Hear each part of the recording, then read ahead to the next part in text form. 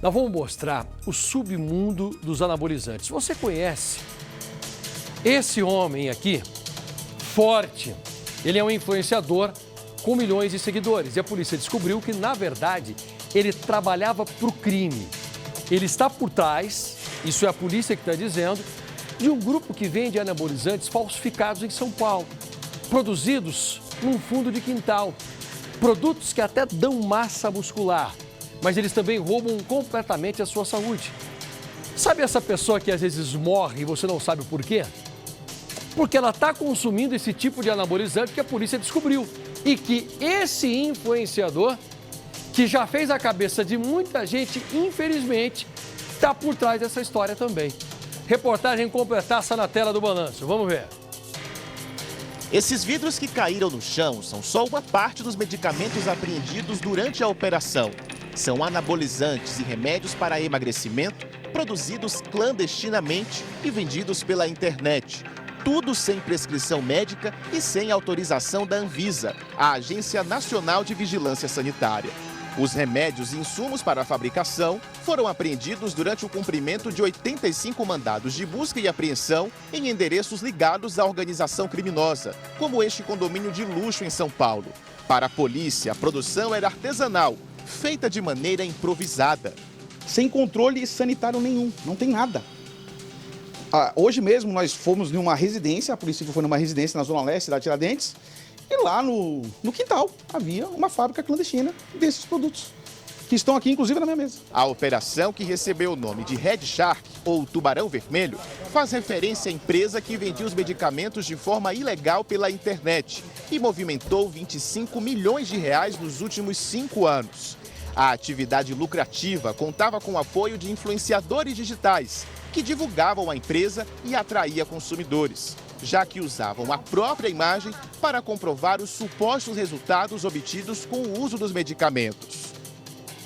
A investigação identificou 6, pelo menos, influencers digital que propagam, fazem a publicidade mediante contrapartida remuneratória mensal dessa marca clandestina e criminosa. Entre os influenciadores investigados, o fisiculturista Jorlan Vieira, que acumula mais de 1 milhão de seguidores nas redes sociais, foi levado para a delegacia para prestar depoimento. Ao todo, 26 pessoas foram presas temporariamente, mas a expectativa da polícia é cumprir 32 mandados de prisão em São Paulo e outros 11 estados. Durante a operação, os investigadores descobriram que o grupo criminoso atuava aqui no Brasil há pelo menos 10 anos. O esquema era tão bem articulado que existia até mesmo uma cartilha com orientações para driblar a fiscalização. Apesar da forte atuação nacional, a liderança do grupo estava fora do Brasil. O site, por exemplo, era hospedado na Alemanha e 2 líderes estavam escondidos no Paraguai. Eles foram presos durante a operação, que contou com o apoio da Polícia Federal Brasileira e também do Paraguai. Outro cabeça do grupo foi preso em São José dos Campos, interior de São Paulo. Aqui dá para ver o momento em que a polícia arromba a porta e entra na casa de um dos suspeitos. Além da estrutura montada pela empresa, o que mais surpreendeu foram os produtos manipulados e vendidos, substâncias perigosas que podem inclusive provocar a morte. A perícia não consegue nem diagnosticar ao certo o que tem dentro desses vasilhames, tá? Mas assim, são produtos controlados que não podem ser vendidos sem receita médica. São produtos que a Anvisa, por exemplo, exige registro para venda, consumo. Essa marca, por exemplo, ela não existe, não tem CNPJ. Só tem um site e rede social com nomes falsos, logicamente os vendedores, usam até mascaramento na internet para não ser localizados os IPs. Novas imagens da operação mostram o influenciador conhecido como Pobre Louco sendo abordado pela polícia dentro da própria casa. A defesa do influencer esclarece que o cliente foi levado para a delegacia apenas para averiguação. Uma empresa de São Paulo que patrocina o influenciador foi alvo de buscas.